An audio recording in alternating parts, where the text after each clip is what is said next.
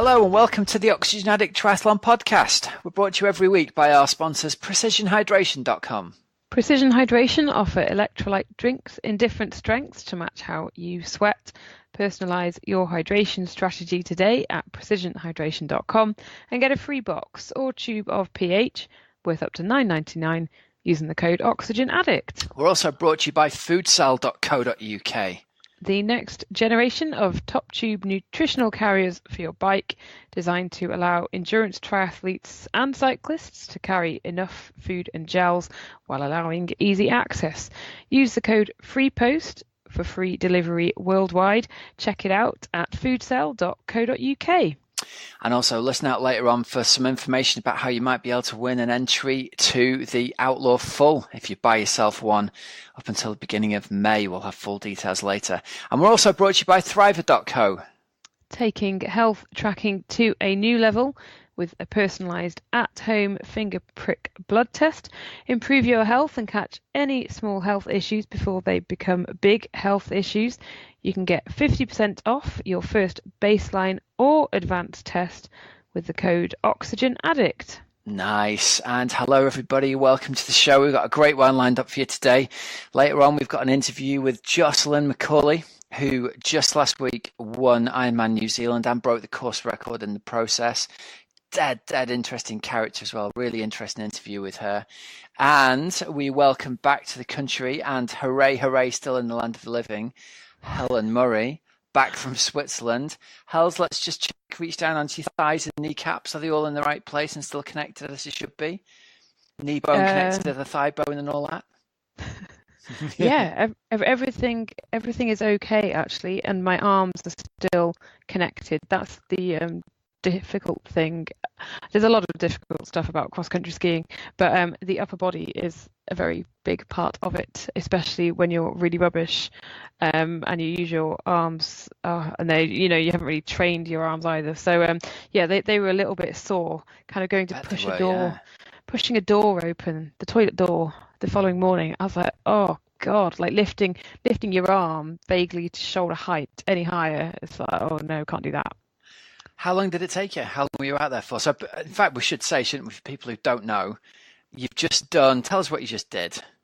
So, just did the Engadin Ski Marathon, which is a 42-kilometre cross-country race. I say race, I wasn't racing. In the Engadin area of Switzerland, which is in the southeast. So you start off in a place called Maloja, and you ski through St. Moritz, and you end up 42 kilometres down the valley in a place called Schampf. Wow, I didn't even thought of that. So you end up 42 kilometres away. How'd you get home? It's Switzerland, Rob. So they have trains. No, it's ridiculously well organised because it is Switzerland. So at the start, there is no... That's a valid question, Helen. It's a very valid It's a valid question. How do you get back? I never considered that you'd be going in one direction only. Oh, honestly, so because it is Switzerland and they are very, very organised, they bus, so 14,000 people take part. This year it was sold out, and they pretty much bus everyone to the start. So that is a lot of buses. Yeah. So that bit's fine. And then at the finish, it finishes by a train station, or they sort of put in a special train station for this marathon. So it finishes in a tiny little village, but again, being Switzerland, most tiny little villages have public transport.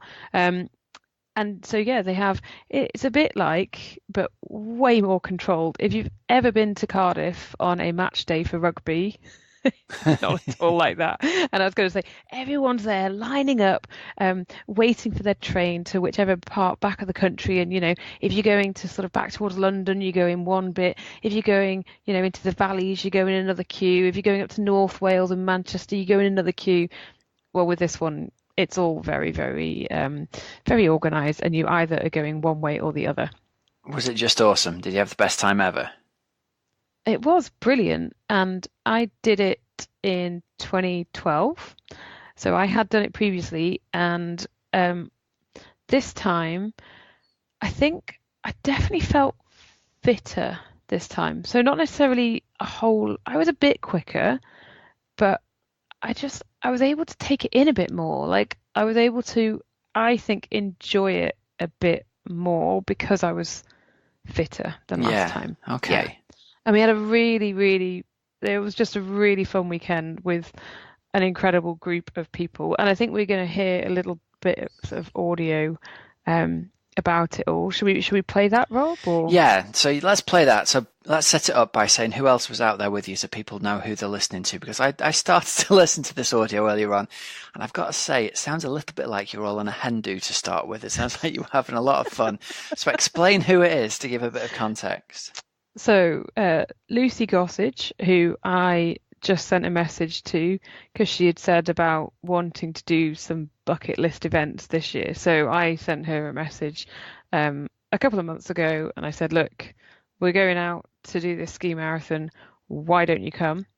So Lucy had never been cross-country skiing before, flew out on Thursday. For the first time she got on skis was Friday. So her friend Lauren, former well, we'll find out about Lauren towards the end, and then Chrissy Wellington as well was doing it.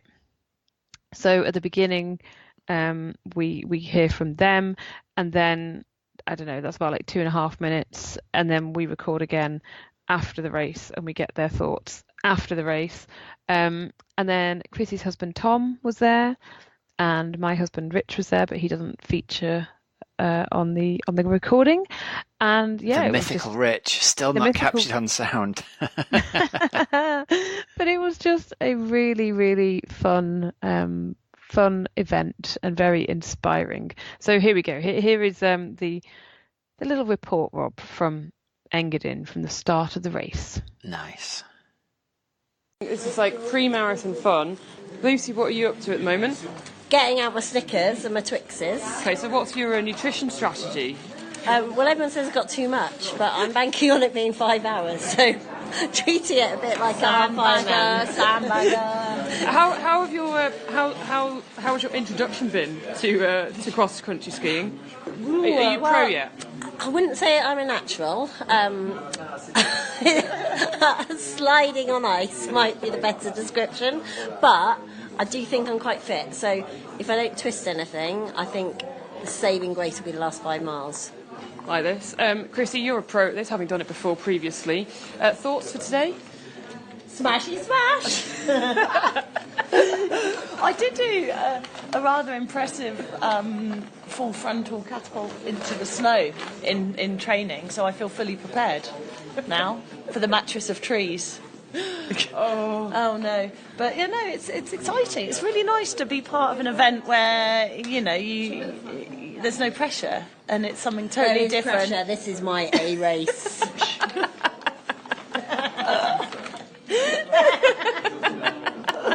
A for awesome.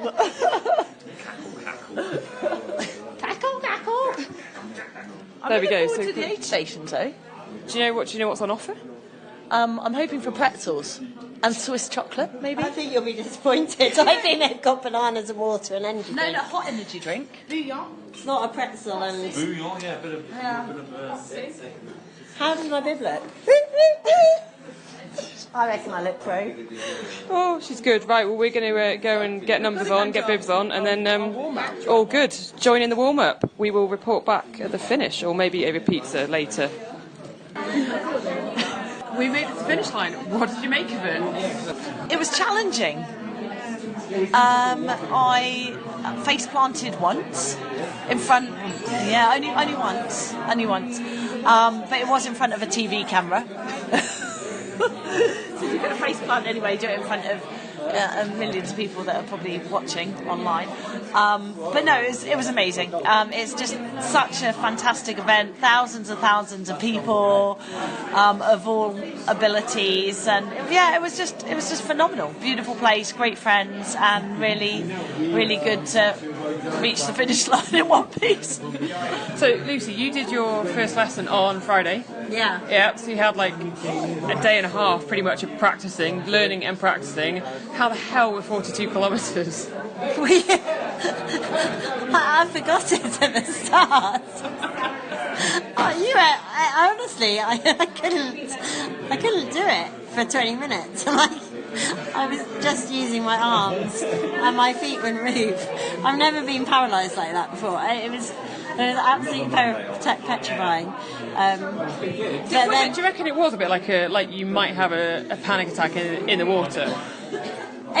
I wasn't panicking. I just couldn't do it. I couldn't move my leg. It was like I'd never done it before and I didn't know what to do. And the only way I could move was pushing myself with my arms, which would have been a long way for 42k. And I fell over, I don't know, about 3 times on the flat in a straight line in the first mile. And I'm not, you saw me, didn't you? Yeah. And you went past and said something like, don't worry, you'll relax into it. And then some lovely lady, because I mean, God knows, everyone was just going past me. Some lovely lady came up to me and she's like, it's absolutely terrifying, isn't it? I was like, it absolutely is. But then I finally remembered how to ski. And yeah, it was tough. It was... I had to concentrate the whole way. My friend Lauren tried to talk. She couldn't even talk to people. That's how much she was concentrating. So Lauren tried to talk, and I was like, I can't talk. Every time I talked, I fell over. So I fell over. That must have been hard for you, not talking. It was, but I couldn't. I just had to concentrate. It's like the last 10k of Kona for the last 21 miles, basically. Right, what's it like actually doing an event like that, whereby you're pretty crap rather than being pretty good? I mean, you're average. Let's say you're average. Less than. Average for Chrissy, or less than average? I miss the kind of adrenaline buzz that you get at the start, where you've prepared really well for an event and you've invested so much in it and it means a lot to you. And we went in, we were very relaxed, we sat and had a coffee, we were, stood around in our bin bags, went for a nervous wee, and then you don't have that kind of nervous energy that you had before a race, so I kind of miss that. But it was quite liberating just to go into a race and not have that pressure, no weight of expectation, just to go out and enjoy it and just be in a beautiful place and just see it as a fantastic challenge and a fantastic day out. But we weren't wedded to a time goal or a finish position, which I really like. I enjoyed it. Lucy, what do you reckon? I think for me this was like I was as out of my comfort zone in doing this as I've been in any Ironman. Like certainly with as I can't. It was as hard as, if not physically as hard. I wasn't pushing myself. I didn't have the skills, but I found it, and I'm just as proud of finishing that as of winning any of the races I won last year. And I think it's really nice, coming towards the end of my career, that I can still get that same. Like I was in tears, wasn't I, when I finished, and I literally emptied the tank in a completely different way, and. I wasn't stressed. I didn't care about the time. I didn't care about the placing. I just wanted to get to the finish, and it was really hard. And that's only my first Ironman. It was an unknown. It was impossible, and it was just cool to do something. You don't need to win to push yourself really hard, and to do it with friends. I think that's really, friends, really special. It was just really. It was really fun. The whole if you're doing it seriously, yesterday you have to go and rack, but you have to go and get your register, and there's a lot of faffing. And if you're doing it professionally, that's all a massive stress, and people want your photo, and they still do want Chris's photo, but they don't want mine. But it's all of it, and you've got commitments. Whereas this is just fun, and we went and stopped at the co-op, and I got a chicken leg, and you got a pretzel. And people have said to you, haven't they, that there's no way you can do that? Do you know what? That's my biggest learning. And actually, last weekend, I have had so many people say, and they know I'm not very good at coordination, new things, and so many people say, don't be ridiculous, you won't be able to do that, you'll break something. And they so many people said it, and I started to believe it. And we even on the phone last week, we said, I'm going to do the classic. I'm not going to do it. And if people tell you can't do something, then you start to believe it. And this should show anyone that you can do it if you believe it. And like naysayers should just stop naysaying, because there's always a way. And it's quite satisfying. And we said, didn't we, Lauren, yesterday, we were like, I'm going to prove those naysayers. And that was my only goal, to get to the finish line without breaking anything. Lauren, did you beat Lucy? Yeah, but only just. Oh, she's annoying. Tell them what Lauren's background is. Lauren, what's your background? I used to be an ice dancer, so my skating skills translated relatively well, but still, I don't have the stamina of the sausage, but the technique definitely came out a little bit. And how did you find it? I absolutely loved it. I am 100% hooked. I will definitely be back. I just want to try to be able to ski like I can skate. And if I can get and perfect the technique on the snow, I think I'll be able to push myself so much more. But yeah, it was stunning. And did it surprise you, like as an event, and you being able to, get to the finish line as you did in one piece? I really didn't know what to expect, to be honest. I just made a real effort to look around, smile, sing, talk, dance. We talked. Like gossage, and like just look around, and it was lovely to spend the first half, especially with you, and that made it go so much quicker. But I did find the second half a lot easier, and I think a bit like Gossage says, you kind of relax into it a little bit more. I felt a little bit staccato at the start, and that resonated a lot actually when I used to skate, that your nerves kick in, they lock your legs out a little bit, and once you then let your legs and your knee action go, you can get into it, and I definitely felt like that today. Amazing. And Tom's chatting. Tom? Yeah, pretty hard, yeah. Tom, I was going to ask, What did you make of it? I thought it was very enjoyable.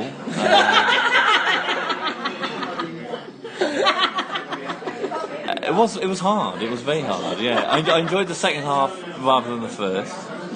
I didn't fall over once. No falling over. I fell over more than 10 times. And when I had to start counting on my toes and concentrate down there, I fell over even more. But no, an amazing event. And would you do it again? Absolutely, yes, yeah. I've got that time now that I want to beat next time. But we're doing the 90k, aren't we? That's our next challenge, the 90k. You heard it here.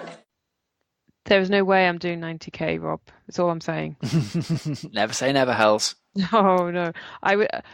I would have to spend a lot more time on snow in order to do 90k. Not easy to get that practice in living in the Cheshire Plains, is it? No. You'll be pleased to know, Rob, I got beaten by a 77-year-old woman. Excellent. Called Erica. Good. She's probably done more than 2 days skiing in her life, though, right? It was her 40th time of doing this event. Well, she should be beating you then, shouldn't she? Knows it inside out. Love it. It is brilliant though, and I would recommend it. And I'd say, as Lucy said there, okay, I do think that 2 days practice is probably better than like rocking up the day before. Yeah. But if you have a decent level of fitness, you could do the half marathon. They have a half option and they have a full. And yeah, it's cool just to do something totally different. And Rob, putting all this into context, the winning male is a famous Swiss cross-country skier called Dario Colonia, who's got I think he's got 4 Olympic medals. He's an amazing athlete. He did it in under an hour and a half. Oh, wow. Yeah. Tom and Chrissy were around the sort of 3:15, 3:30 kind of mark. And then Lauren, Lucy and I were more like sort of 4:15, 4:20 kind of mark. So hopefully that puts it into a little bit of context as to how. So the winning female was again around that. She was only like 4 minutes slower than the men. Okay. So let's go again around that 1:30. So it just puts into context quite how fast you can be. Yeah, doesn't it? Yeah. So there we go. Sounds like a lot of fun. It's great. Great. Right, we better talk about a bit of triathlon, I think, really, then, hadn't we? Jump in and do a little bit of results. Right, so first up, shout out to our sponsors, precisionhydration.com. If you guys haven't done so yet, get over to their website and take their online sweat test, which will give you a really good lead as to whether you are a particularly salty or particularly heavy sweater. And good tips here are, if you find yourself really struggling with cramp at the moment when you're getting off the turbo, or when you're training on the treadmill in the heat, or even when you're getting in the pool and your calves are cramping up, there's probably an electrolyte related issue going on. So take their online sweat test, and then from that they'll give you some advice on which of their products is the best one for you. So they don't just have like a one size fits all approach to electrolytes. They've got different strengths ranging from 250 milligrams of sodium all the way through to 1500 milligrams of sodium for really salty boys and girls like me. Okay, so get over there and take that. I promise you, if you're struggling with cramp, that almost nobody that I've recommended this to has found that it's done anything other than really helps them with to sort these problems out. So get over there to precisionhydration.com and check it out. And if you're a new customer and you haven't tried it before, you can use the code OxygenAddict to get yourself £9.99 worth of free products. So it's basically risk-free to give it a try. All right, so Hells, racing around the world this weekend. We had the WTS race out in Abu Dhabi, and I've got to say, I watched a little bit of this, and Alex Yee is the man, isn't he? I was very excited to see him. So his first WTS race, wasn't it? Yeah. And he was right there in the run with Mario Mola, wasn't he? What a way to make is debut the right word even, when you're coming in at his sort of level? But talk about just appearing on the scene and making people's jaws drop, right? 14:07 for 5k off the bike. Brilliant, That's nuts, isn't it? Yeah, really, really. No, it's amazing for him, and because I think when he came off the bike, he was what, 30 something seconds down, I think. I think so, yeah. Off the bike, and then if you're Alex Yee and you've run Diamond League, you sort of won the night of or set a new record, at the night of the 10,000 PBs, then you're always going to be in contention, aren't you? So he is a real exciting GB athlete to watch in the run up to Tokyo. And we did a really good interview with him a couple of months ago. So if you've not heard it, go back, listen to it. He talks really well about so much stuff, like coming back from his horrific accident, and he really does want to go to Tokyo as a triathlete rather than on the track. But that's the kind of marker to put down, isn't it? Right there, to be able to run within 3 seconds of our man Mola there. And the other thing about this is it's a big stage to be racing shoulder to shoulder with somebody like him as well. That's what the selector is going to be looking for, isn't it? It's, can you perform on the big stage against the big athletes and get involved in a shoulder to shoulder scrap? So considering it's his first big race on that kind of stage with the seniors, he's set his stall out really, really well, I think. And if he stays healthy, it's hard to see him not getting picked, I think. I reckon, Rob, the year that he has had over the last year, I don't mean 2019, I mean 2018, he was racing on the world stage in athletics, and I think that experience will help hugely, absolutely massively, in the triathlon.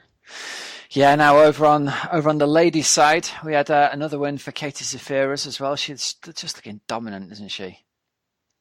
Yeah, and she's taken the form from the Super League across into the first WTS race of the season. Absolutely brilliant. So she took the win, and then her teammate Taylor Spivey was second.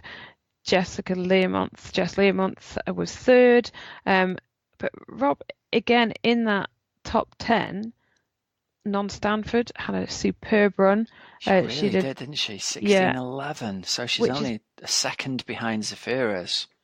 Yeah, which is really, it's so good to see that. So, she's definitely going in the right direction following the move away from Leeds and to move out to train with Joel Filiol. Vicky Holland, again, made that top 10, as did Georgia Taylor-Brown, who we had on the podcast last week. So that's great from a GB perspective to see all those names in that top 10. And I don't think we mentioned that in the men's race, so Mola took the win, Alex Yee was second, and then Fernando Alarsa of Spain, who's just become a dad, Rob, got third. Nice. That's massive strength of depth for the Brits, isn't it, there? And tellingly, I mean, look at those run times. Georgia Taylor-Brown, 16:25, Vicky Holland, 16:25. It's fast running, isn't it, at the top end? Basically everyone in the top 10s there's running in the 16:20s pretty much. So, yeah, good stuff. Yeah, it's good. There was, Rob, a 70.3 going on in Argentina in a place called Bariloche, which is a bit like the Lake District, but the Argentinian equivalent. Yeah, I've seen some photos and it looks amazing. Have you been there? Have you been that way? Yeah. It's a really, really, really beautiful part of the world. I think I went on a mountain bike around there. Okay. Oh my God, I'm sure it's Bariloche. And having not ridden a bike for years. I mean, this was 2007, so and I think my brother and I just decided to hire bikes. I don't think my arse has ever been in so much pain as it was at the end of that day. And I think we just hired, like, we weren't, I wasn't into mountain biking. It's not like we were going down single tracks or whatever. It was just a way of going on a bike ride kind of thing. Gee whiz, I remember, painful, but stunning scenery. And Bariloche is the home of kind of chocolate in Argentina. So they had special chocolate medals. Nice. Yeah. There you go. I don't know how I'd feel about eating my finisher's medal, but I would think they probably got two. They probably got an actual metal thing. Yeah. And then a chocolate thing. Hayley Chura took the win out in the women's race in 4:34 ahead of Romina Palacio and Kelsey Withrow, and the men's race was won by Santiago Ascenso of Brazil. I think ahead of, was it Tim Reed? Yeah, Tim Ray, and then Justin Metzler. There we go. And one other final thing that I noticed, Laura Siddle, who we know she didn't quite have the race that she wanted to Ironman New Zealand. I mean, she finished fourth, didn't she? But that for Sid wasn't the race she was hoping for. She's only gone and done an off-road marathon a week later and won it. Yeah. How brilliant. full on's that? Yeah, that's pretty awesome. And she'd been mountain biking the day before. Amazing. Nice recovery there, Sid. Yeah. Hats off. 42k, Rob. And I was doing a little bit of reading up about that race. And this is not to put any take away from Laura's win. An 86-year-old guy took part in that event. Isn't that amazing? It's very inspiring. Definitely. All right, well, that's our results section sorted for this week. Let's head on over and we'll go to Coach's Couch, Hells. We shall do that, Rob. So, Coach's Couch, mindset. Yeah, so what I thought we'd talk about today, I haven't had a question sent in today, and I was sitting there thinking, let's have a little think of some examples from athletes I've talked to this week. And sometimes, I don't know whether this happens in other jobs, but kind of recurring themes come through your day and come through your week, and you end up talking to lots of different people about similar sort of issues all in the same week. And this time, I've got two kind of contrasting stories to tell the listeners about, but they're both to do with the way people's minds work in triathlon and the way we can approach things. The first example is one of my athletes who is coming from a duathlon background and moving into triathlon, and she'd been sent some video analysis stuff through of her swimming. And for someone who's not from a swimming background, I watched the video and I thought, that's pretty good. All the component parts of this swim are there. There's a few things we can polish, but she's even breathing bilaterally. The hands are going in the right place. She's making good progress through the water. Because sometimes when people start to swim, you can look at it and go, ooh, there's a lot of work to do there. But she was she's a decent swimmer to kick off with. Now, when I talked to her about it, she said, I'm so embarrassed to send you this video. I can't believe that I'm doing this and I'm doing that and I'm doing this with my arms and my legs and my foot position and my bum position. Mm-hmm. And I had to sort of say, look, you need to be kind to yourself with this and take a step back and go, yeah, there's some things here that we can polish and improve, but that's what this is. You're already a really decent swimmer.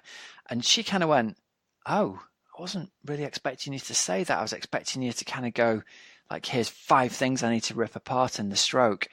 And it made me think a lot of athletes tend to approach their swim in this same way of thinking, I'm rubbish at this. There must be loads of things I can get better at. How can I improve it and break it down? When actually, if we approach from a different mindset, it gives us a lot more confidence to say, I'm actually pretty good at this. And there are some things that I can improve as well.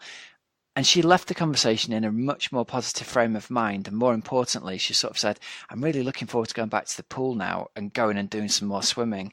Whereas before, when I saw the video, I thought I looked so rubbish, I didn't want to swim anymore.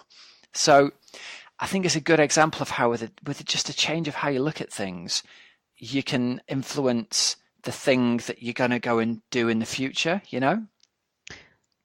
Yeah. So if you're very if you have a more positive approach, then a positive approach makes you then have a more positive approach to going and doing more of it, and that's ultimately going to make you better. And especially with swimming, the number of people who think, oh, I'm a rubbish swimmer, and yet they can go and knock out comfortable hundreds in 1:45 or whatever. That's not rubbish swimming. Yeah, you're not going to be at the front of the pack, but you're a really decent swimmer compared to 99% of the population. So just embrace the fact you can zoom up and down the water and gradually take care of the lower hanging fruit as you go along to improve your stroke. So that's the first thing.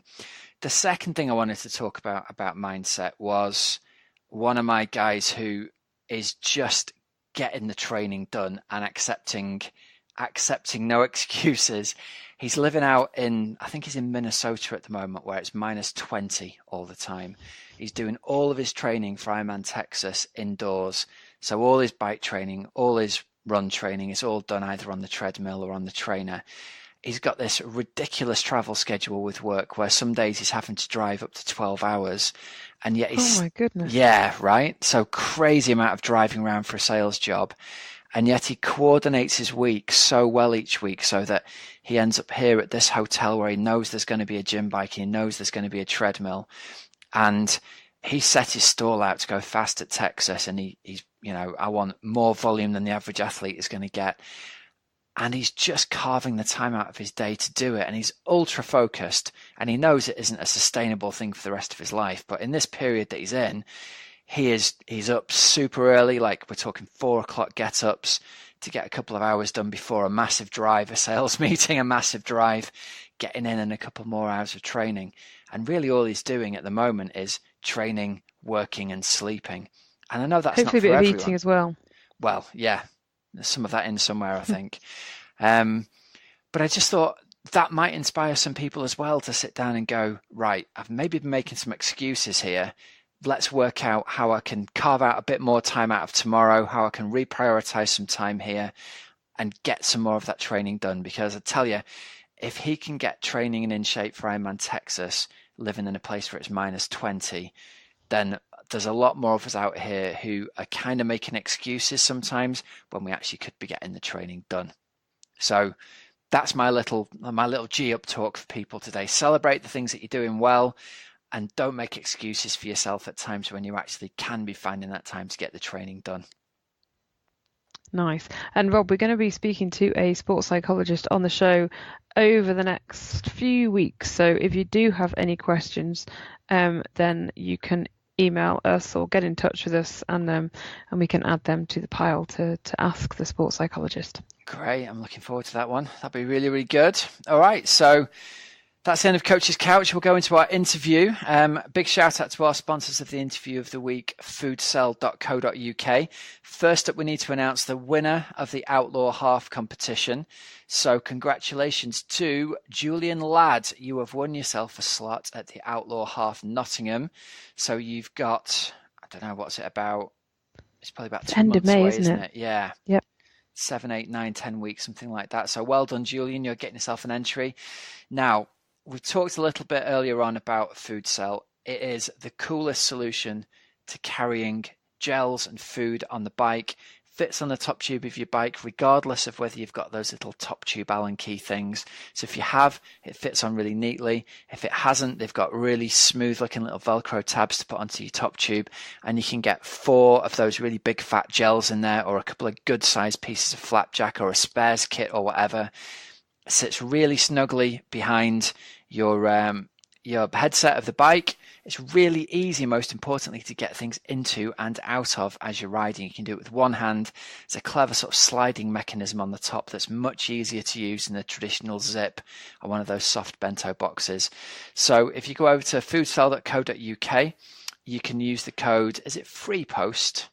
It is, yep. Yeah, free post, free delivery worldwide. Free delivery worldwide. And also at checkout, up until the 1st of May, noon on the 1st of May is the deadline for this one. If you check the box at checkout, you'd be entered into the competition to win a free entry to the full Outlaw Nottingham, because they're official food partners for the Outlaw Nottingham. So go and check that out. Check the box. There's terms and conditions attached to that to do with the fact you can't transfer the entry. It's got to be for this year and you can't give it to someone else. So read that before you enter it, but no brainer. So this interview is brilliant. We've got an interview with Jocelyn McCauley. She's just won Ironman New Zealand and she just broke the course record. Super interesting person. And I think there's some interesting stuff we can take away from this one. Jocelyn, welcome to the show. Thank you very much for taking the time to join us. And on behalf of me and all of our listeners, let's be the first to say congratulations on your win at Ironman New Zealand this weekend. How are you feeling? Awesome. Thank you so much. Thanks for having me on. And I'm feeling actually probably worse today than I did on Sunday, since we just finished a 2-day trek, which is called the Kepler Trek. It's one of the great walks in New Zealand. So we did 19 or 18 miles the first day and then 15 the second day with lots of elevation. And yeah, it was fun. It was a lot of fun. Hang on. So. Back up. This is your recovery strategy from winning Ironman New Zealand in a course record breaking time with a sub 3-hour marathon. You've walked 2 20-mile days back to back, 3 days after the race. Most of us can't get down the stairs without shuffling on our bum at that point after an Ironman. Actually, it was less sore after the Ironman, I think, than I am right now. My calves and my quads are killing me, but yeah. And then we're gonna do, hopefully, go do a 20-miler on Saturday as well. Because I mean, if you've ever been to New Zealand, or if you ever come to New Zealand, you have to do like they call them tramping and great walks here, not hiking like we call it in the U.S. or whatever. So yeah, but they're just absolutely breathtaking and gorgeous. Like it's why I love New Zealand so much. So, and I'd love that you're not missing out on it. Just because you've done an Ironman 2 days previously, you're not missing out on the big walk. No, not at all. Oh well, listen, I've got loads of stuff I want to talk to you about, but let's kick off. Obviously, I've got you on the show now because we saw the result of your amazing race at New Zealand. So first of all, congratulations. New course record. You went 4:57 on the bike and 2:58 on the run to go 8:53 overall, and I believe a 12-minute margin of victory. So yeah, wowzers. That was the thing. The thing Helen and I were talking about last week as we were, obviously we've just got kind of the results on the screen from one of the websites, is that you were so far ahead and yet you kept on pushing to that sub 3-hour marathon. So the first question is, what drives you to go so hard when well, at least it seems to us like you've got a pretty comfortable cushion for the victory there? I mean, I think something that's come up a lot during this build and during this race and everything to me, that's resonated with me is the concept of self-mastery. And I really think that's that's part of my drive with Ironman in general and just life in general, is really to try to refine myself into like that best version, and the best version of me as a mom, the best version of, me as a wife, and the best version of me as an athlete, and stuff like that. And so I'm not super. I think everyone is externally motivated to some point, but I think I get most of my drive from that internal, self-mastery motivation that I have. So really the drive was essentially to see how fast you could go if you just kept on pushing, was it? Yeah, I mean, to be honest, that run was, I did not, I don't, how I race, I don't race looking at splits. Like, so I had absolutely zero idea, besides perceived exertion, how fast I was going on the run. I just look at heart rate is how I race. And actually, my heart rate was a lot lower than what I had planned or wanted it to be, but I just accepted it because I had that margin of victory already. And I actually had, so it's a 3-loop course. And after half of the first lap, my stomach and my core was just like totally in cramped knots. Like I was so stiff. I went from this fluid, beautiful runner into like I felt like a robot running. And so for about a full lap, so from half a lap to 1.5 laps, and I actually ended up having to walk 2 aid stations, and I had to stop at the end of an aid station and just like put my hands on my knees and bend over to, how when your stomach is like so cramped and you need to bend over to like kind of let it release and stuff. Yeah. Yeah, so I had to just like stand there, bent over for a little bit, and that's actually Kristen who broke the run course record had passed me at that point because I was a lap ahead of her, and she passed me at that point and hit me on the back and was like, "Come on, girl." And my family, my sister and my brother-in-law actually saw me walk through one of the aid stations and stop. And they said their heart dropped when they saw that. I was like, "Oh, I was fine. I just needed a breather for a second." So when I came across the finish line, I was fully like to myself expecting I was like, "Oh, I'll be happy with like a 3:05 or something like that," because, I walked 2 aid stations, I stopped twice, and just didn't have, I felt as though the best run that I was capable of. I mean, the best run that I was capable of that day, it was, but just not what I, the self-mastery part wanted. So I was really happy when I saw it was a PR for a marathon. So that's interesting in itself that you've managed to go 2:58, and that 3-hour barrier really is magic, isn't it? To get underneath that, especially it sounds like you've spent a good few minutes bent over with cramp and in real serious discomfort, even when you were just trying to run. So here's my next question to you, and you're going to hate this one probably, but I'm going to ask it anyway. How fast do you think you could go if everything went perfectly, if you felt like you did that day? What are your feelings like? How fast you'd be capable of going if you felt like that? Oh, I know. Yeah, right. Because you can't tell. And I don't want to be that person to be like, "Oh, I could have run faster," because that was as fast as I could run that day. And I mean, I didn't, stop for minutes or anything like that. Like it was just, a couple seconds here and a couple seconds there, and walking 2 aid stations. So, I mean, I was very grateful for what I could do. But yeah, so I mean, if everything's perfect, if I didn't have cramps, I would have loved to see, I don't know, mid 250s, I guess, somewhere around that, which I am doing Ironman Texas now in about 6 weeks, I guess it is now. So, we'll be able to experiment there and retry and see what happens. So. All right, so next question on the back of, that's quite a scientific-y question. How fast do you think you can go? Let's go in the kind of opposite direction. I'm really interested in what goes through athletes' heads, firstly when they're having a good day, but also possibly more interestingly when they're not having a good day. So what goes through your head as you're bent over double at an aid station and someone who's a lap behind passes you by? I'm imagining is it quite hard to stay positive mentally? And is there a lot of self-talk goes on in order to keep you in the position where, to us, we sit here and we look at the result and go, "Wow, she's had an amazing day." And then you go, "Oh no, the whole run was misery." So what goes through your head as that's happening?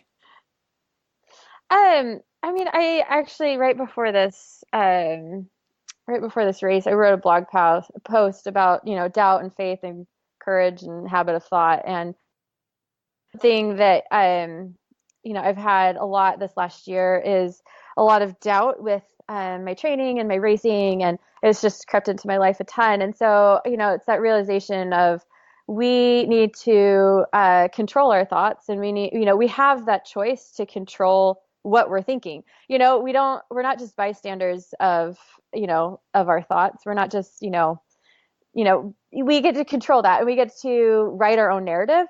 And so as long as you realize that and you have that in your mind, it gives you so much confidence, and it gives you the initiative to be able to, like, oh, well, why am I thinking that? Like, let's replace that doubtful thought with a more positive thought. Like, no, today's my day. And stuff. And so things like that, I think, really help. I mean, the prophet in my church, he said before, faith and doubt can't exist in the mind at the same time, for one will dispel the other. And so when you replace those doubtful thoughts with something more positive, like, that doubt will go out of your mind.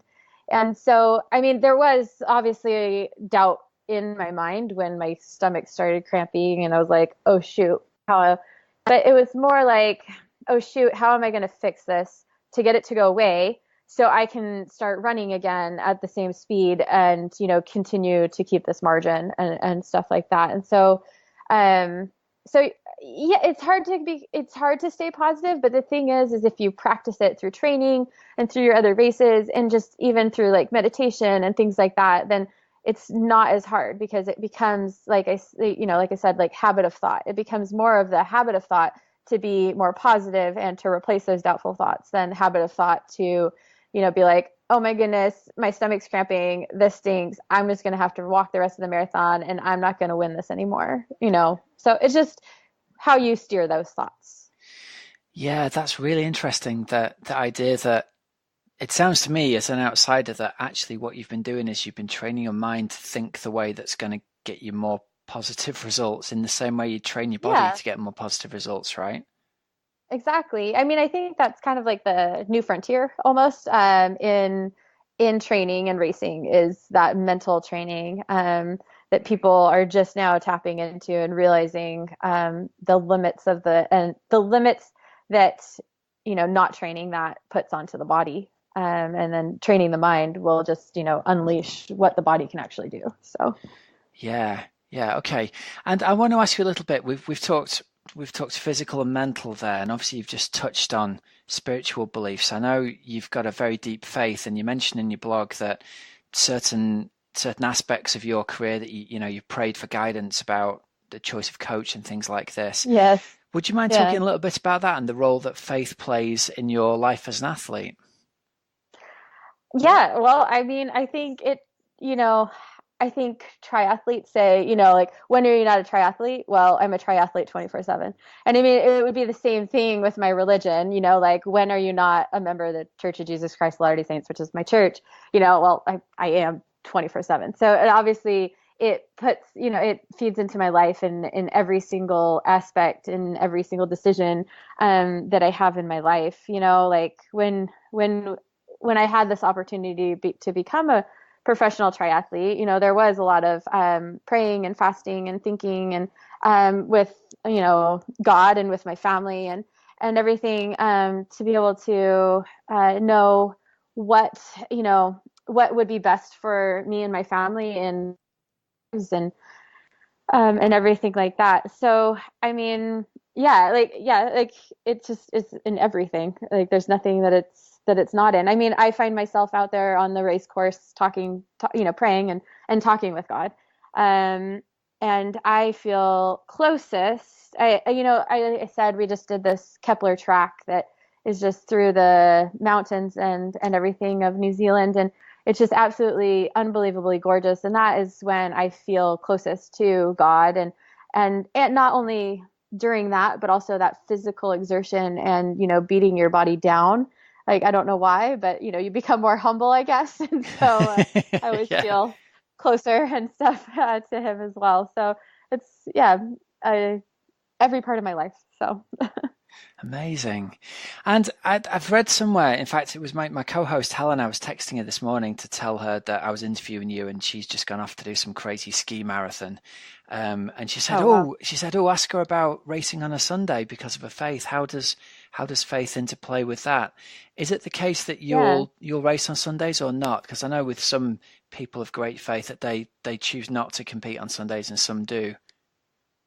Yeah, I don't. That's a personal decision. That's not, because I'm a member of my church, I can't. That was I mean, can I go into a 5-minute story? Of course you can, yeah. You can do as many stories as you like.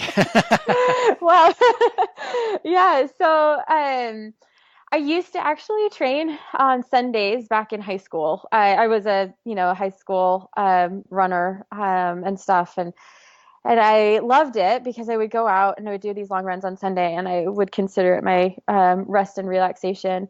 But I went to a training camp between my junior and senior year of high school at Brigham Young University, which is like my church's school out in Utah. And we, no one else there did. Like they took Sunday off as a rest day, and the coach there, Coach Shane, he has been, national coach of the year, several times, and BYU was always top 10 in the nation and stuff. And he's been asked, what's the secret? Everyone wants to know that secret sauce, right?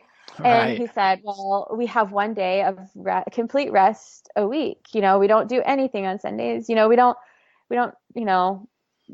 don't go out to races even to watch them, and things like that. We have that completely off of training and racing and thinking about running, or as much as you can, and stuff. And so I was like, okay, and he's like, because we were commanded to keep the Sabbath day holy. And so I was like, okay, I'm going to try this for my senior year, right? Like just try it and see what happens, and go from there. And so I didn't train or race on Sundays my senior year. I mean, in high school, it's more just not training because there's no races on Sunday. But I didn't my senior year. And the beginning of my senior year, we have the 2 mile in the track in the U.S. That's the longest race in high school. At least it was when I was in high school. Who knows anymore? But so it was the 2 mile race. And so I had an 11:02 PR in that 2 mile race. And then by the end of just, about 8 months from August to May, I was able to get that down to a 10:24. So a 36-second drop in my 2 mile time. And so, to me, that was like God blessing me because of following that commandment and, experimenting and seeing like, oh, if I follow this commandment, am I going to get those blessings? And I did. And so I was like, well, I can't turn my back on that now at all, ever, because, I was very obviously blessed in that.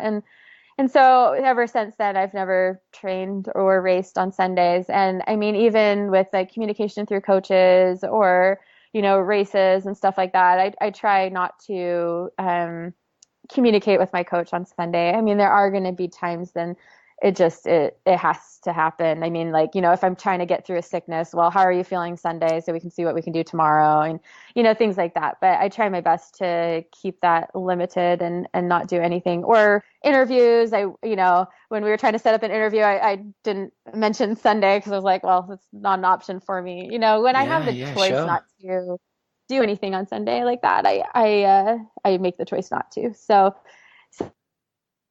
ever since then, and I've never raced or trained on Sundays since, I guess that was like 2005. So yeah. So it really is, even if you take the spirituality and religion out of it and you say you're making rest and recovery the core principle of your training week, even if you look at it like that, it's clearly working for you, isn't it? Having a dedicated recovery day that not only do you not train on, but you don't communicate with coaches, and you try as much as possible not to even think about training and racing during those times as well. That's amazing. Yeah, I mean, most of my, I've had a couple of triathlon coaches throughout the years, and all of them coming in when I'm interviewing coaches, it's like the first thing I say is I will not do any training or racing on Sundays. You know, if that's a deal breaker, then see you later, you know, kind of thing. And most, you know, they're all like, oh, no, that's fine.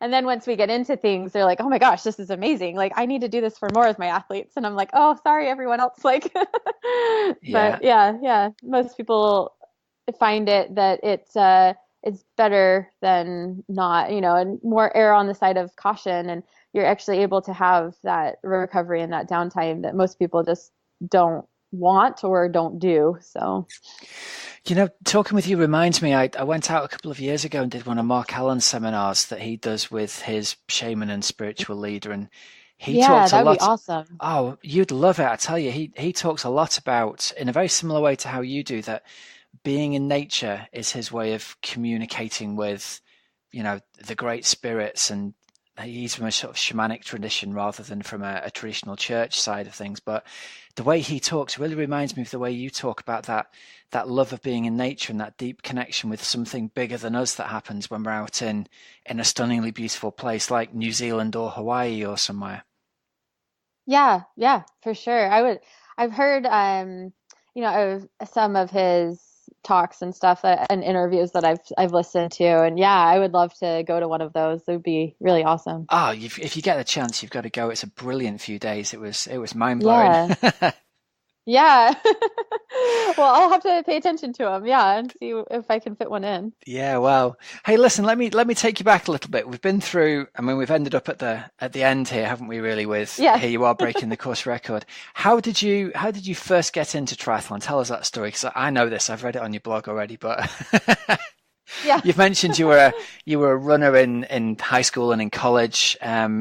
What was your goal as a little girl? Tell us that story. Yeah, as a little girl, I drew a picture of me running on the Olympics on a track and stuff and winning, actually, of course, because you know if you're going to dream big, you might as well dream huge. So, why not, right? Right. Yeah, and so I have that picture, and just as a little girl, I always wanted to be in the Olympics. You know, from kindergarten, you know, all the way, you know, through high school and in college. Like, I remember racing in college, and I don't remember, when was the Beijing Olympics? Was that 2008, I think. 8? Yeah, I was going to say 2008. And I remember when I'm going off to college, my mom says, "Well, I'll see you in Beijing," you know. And I was like, "Oh yeah, I want to, I wanted to, race in the Olympics in Beijing and 08 or whatever." And I had my run of health problems and injuries and stuff through that, and obviously didn't happen. And so then, I ended up racing post-collegiately just a little bit here and there, more regional races, nothing, nationwide really even. And my sister, I have 2 older sisters. So the middle one, Meredith, she ended up starting to do Ironmans and stuff. And I went to go, Sherpa, how we call it, the supporting role. Yeah. And I would go Sherpa for her at her races. And, I went and she did St. George when it was a full, that crazy hardest one on the circuit. Oh, yeah. And I think it was when she did Ironman Louisville that I finally, going to those start lines and those finish lines. It's just so electrifying, and that, atmosphere is just so, so amazing and so motivating and uplifting. And I was like, I just have to do a half, right? I'm just going to do a half. And so I signed up for Muncie, and then ended up getting pregnant. We were trying to get pregnant. It wasn't unexpected, but but when I got pregnant and she was due 10 weeks before the race, I was like, well, okay, we can still do this. I'll be fine. And so I trained through my pregnancy and ended up doing it. I was just shy of 11 weeks postpartum doing the race. I mean, I literally there was a house across the street from the start lane that I had to go to and be like, "Hey, can I use your plug so I can pump right before the race?" So I wasn't too full after the race and everything. So I pumped. I actually thought about putting my pump in transition for T2 before I went out on the run, just in case I needed it, but I didn't. So ended up doing that race, and did well. I broke 5 hours in that race. I think it was like a 4:59. So yeah, it was a solid race, and then it just went from there. Yeah, it went from there, and did Ironman Texas the following year in 2014, and that was my first full. And I was like, I'm just gonna do one full. You know how like most people when they get into Ironman, they're like one and done, and then I just want to see what it feels like, and then I'll be done. And my sister and I did that one together, and we actually both ended up qualifying for Kona. And so I was like, well. My husband and I talked that night because you have to make that decision that night, and we talked that night, and he's actually sitting right next to me. So he was like, Jocelyn, this is not a decision just about Kona. This is a decision about, do we do triathlon, and do we continue to do triathlon, because you're going to do Kona, you're going to do well, and then you're going to want to keep going. I was like, no, this is just about Kona. And he knew better, and it wasn't just about Kona. It was about, continuing, because we did end up going to Kona, and, I did really well there. And so, then went pro the following year. So, yeah. I still can't quite get my head around this idea of racing 11 weeks, doing your first time 11 weeks after having a baby. I had a really smooth it's staggering. Yeah. I actually did a lot of biking. So she was born on a Wednesday. That Saturday I did a 2.5 hour ride, and I think it was the Wednesday beforehand, I did a 13.1 run. It was within a week of her birth. I did a 13.1, so a half marathon run. Because that was just like, I don't know, a random goal that ended up happening is like, I wanted to run one half marathon every week while I was pregnant. So how close to the birth did you manage to keep on training? Oh, like up into the day before I ran 6 miles. So, really? Yeah. Wow. Yeah. Yeah, I didn't swim because. So basically, it sounds like you had 4 days off. Is that what it was? You had 4 days off to have a baby and got right back on it. Yeah, I don't know. Like after we had her, I think it was probably about a week that I didn't. No, maybe 3 or 4 days, and then we started walking. Like I didn't start running, I think, until 1 week after, and it wasn't running; it was jogging. It was like, jog for 3 minutes, walk for a minute, like walk jogging, and then I think I actually went on a real run. That's pretty amazing. Yeah. I had a really easy birth. It was really super smooth and easy, and a super easy pregnancy. So I mean, some people have that and some people don't. So it just depends on, how it happens. Yeah. So you went to Kona as an amateur, then turned pro. You end up at Kona again as a pro, and you finished 10th in 2017. Is that right? Is that, it was for 2017, wasn't it? So how was that experience then? Because that's a pretty rapid progression from, just starting triathlon in 2011 to finishing in the top 10 in Kona, sort of 5.5 years later, essentially, isn't it? Yeah, well, it wasn't 2011. My very first half was 2012, and then 2013. Yeah. Well, actually, yeah. And then 2013 was when she was born, and I did that half. And then 2014 was my very first full. So, even shorter. Pretty fast progression. Yeah, but the thing is, I mean, people see that in my triathlon journey, right? Like, but I have been this like athletic person and this runner from when I was little. Like I did summer track and field in in elementary school and and stuff. And so like I've had a really large athletic history, which I think is more important than just the triathlon history in general. So. Yeah, like it does seem like, a very fast rise and everything. And it was like, I'm not going to take that, for granted at all, because then 2018 was a little bit of a rocky year. So, I have to take the positives for what they are. But in the same breath, like, you can't just jump into this and, become pro and top 10 in the world in, 5 or 6 years. Like that just doesn't happen. There's a lot more history and a ton more time and training behind all of that. So yeah, sure. So tell us a little bit about, and I'm reading here from your website, Ironman World Championships 2018. It says finished brackets 40 miles riding on a flat. That's pretty heartbreaking. Yeah.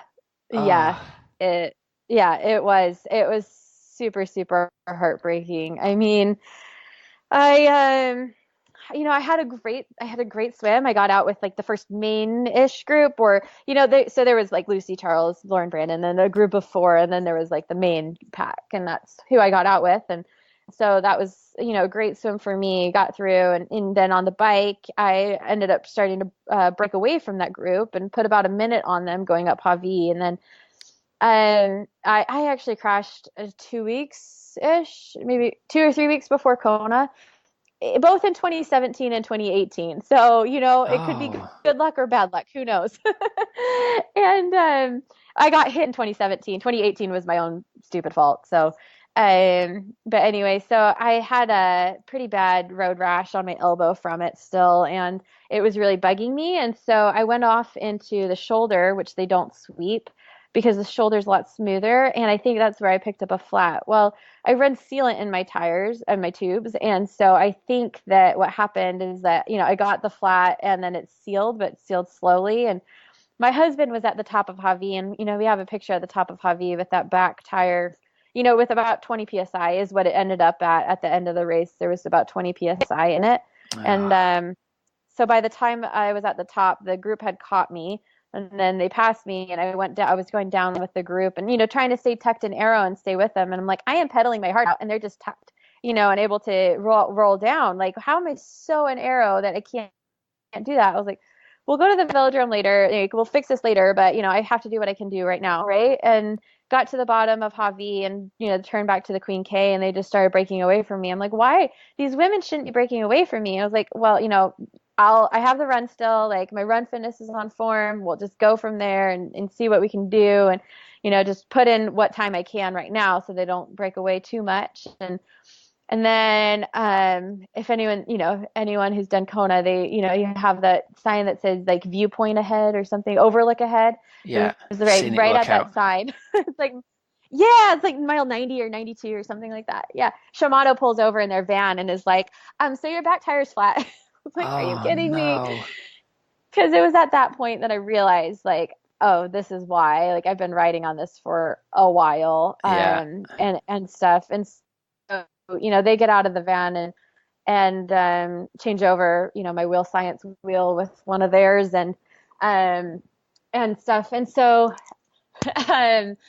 it took about 3 minutes to change over, and then got back on the QR and headed home. And yeah, like, it was heartbreaking. And then getting back out on the run, it was like, my legs are dead. My legs are shot. Like, just from grinding so much, trying to keep up with the women that I should have kept up with if I wasn't riding on 20 PSI. So.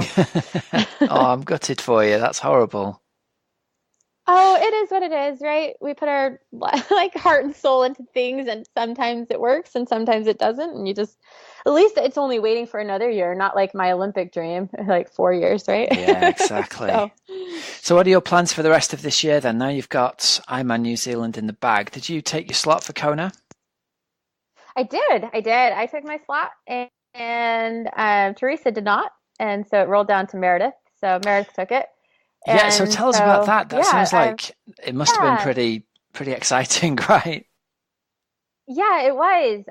My husband actually videoed it, so I posted it on my Facebook page, my professional Facebook page, if people want to see it. And it's been shared so many other places that I'm sure people have seen it. And apparently Ironman's going to do something with it as well. So it was, we were just all standing up there. None of us had any idea. And, I'm like, yes, I take my slot. Like, it was just silent. Like, what? Like, you're not? And so she said no. And she came out with a statement that also has been out there on the internet, various places, that why she decided to turn it down. She just wants to be ready for Kona when she does Kona and stuff. And so she's gonna, wait until she feels like she can perform at the level she wants to there. So yeah, I rolled down to Meredith, and Meredith hasn't ever had her day in Kona that I know and that she knows, and I think we all know that she could have. And so, it's just that, as she says several times, I just want to finish that race like I've started, I just want to be the same human, from the start line to the finish line, and not have that transformation that always happens to her in Kona, and not able to execute a good day. So I'm happy that she gets to go try that again, and keep refining that, self-mastery, right? Like trying to find out how she can be the best person she can be in Kona. So yeah, it was an exciting time, and that drama, doesn't always happen in triathlon. So it's always exciting and fun. But the rest of the season for me, I did accept that Kona slot there, and so I don't have to worry about that. And I have my slot for Nice from actually Taupo 70.3 here in December. It's a good place to me. So, and so I'll probably, the plan currently is to go do Ironman Texas. I haven't ever missed that race or this race since I've started doing fulls in 2014. So, I just love that race in a different way than New Zealand. I still do love that race, and it's my hometown race. I was born and raised in Texas, about an hour and a half away from the race site. So go do that race. I might attempt to do St. George the week after. That might be a little too rough, so we'll see. Hey, if anyone can do it, it sounds like you can. It sounds like someone who can go for 2 20-mile hikes back to back. Yeah, the 70.3 is just going to be like a standard warm down for you, isn't it? Exactly. Yeah, just a nice cool down. Well, St. George, at least it is more of a strength race than than a speed race in St. George, with all of the hills and stuff that they have there. So that would at least suit 1 week post Ironman more than something flat and fast anyway. Yeah.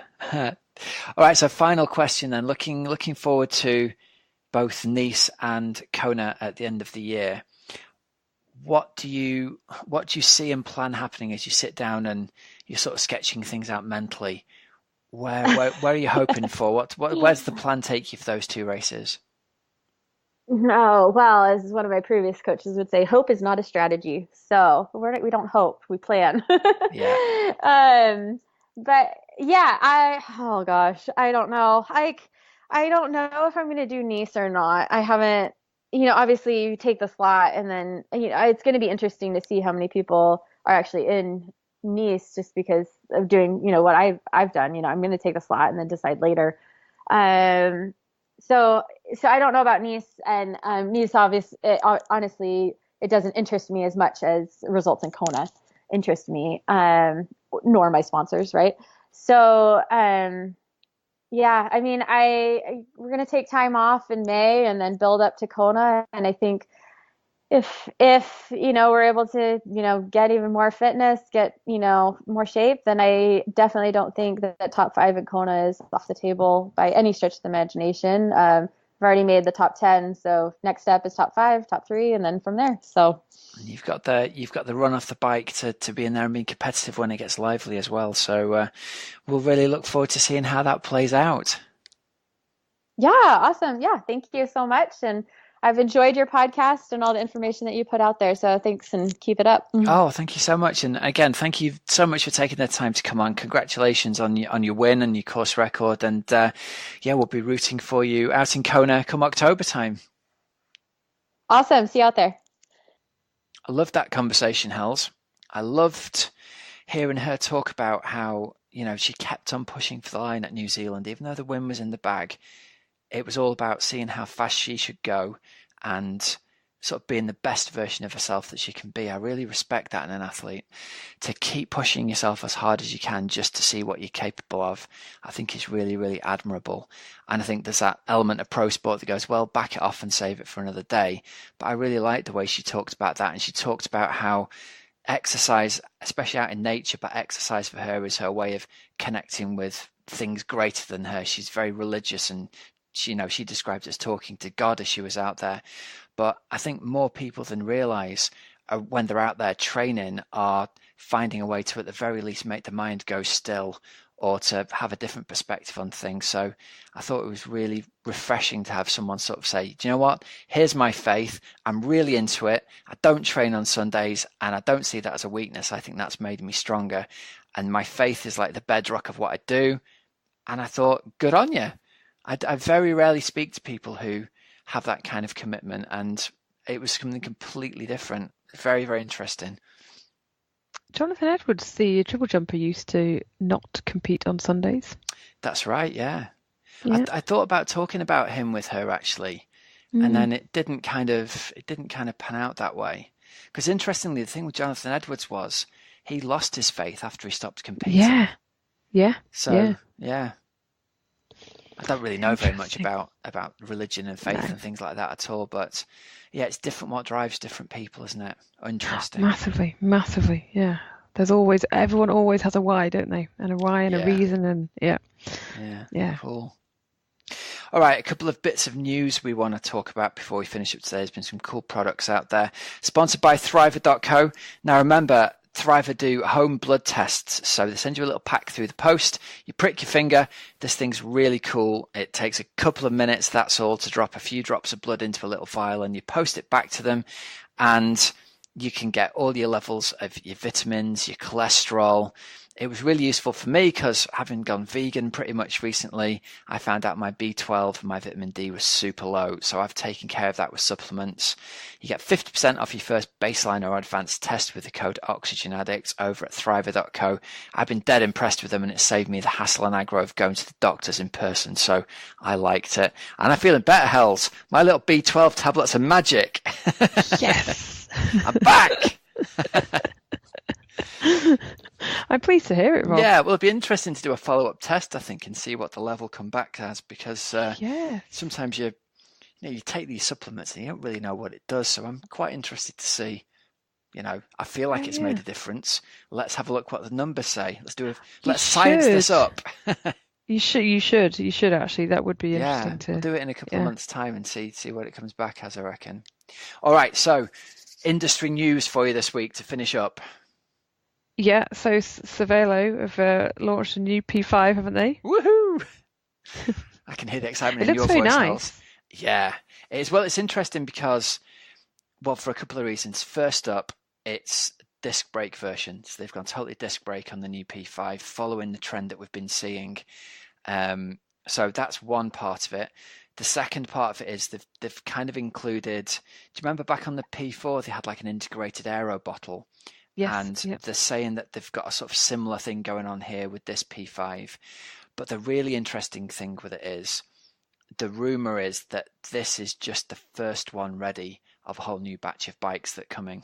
So it's super expensive. I think from memory, there's two versions of it. I think they are $12,500 and $12,500 for the Di2 version. With Envy wheels, or $7,500 for the Ultegra Di2 with DT Swiss wheels. So great bikes, both of them, but super top end bikes, obviously. The rumour is that this is the flagship bike that comes out before they revamp the rest of the line. So are we going to see a new P2, a new P3? Are they going to come out looking similar to this? And what's going to trickle down over the next few months? It's certainly the pattern that we've seen over the previous years when their other iterations have come out. So it's, I don't know, I just really like Cervelo bikes, Hells.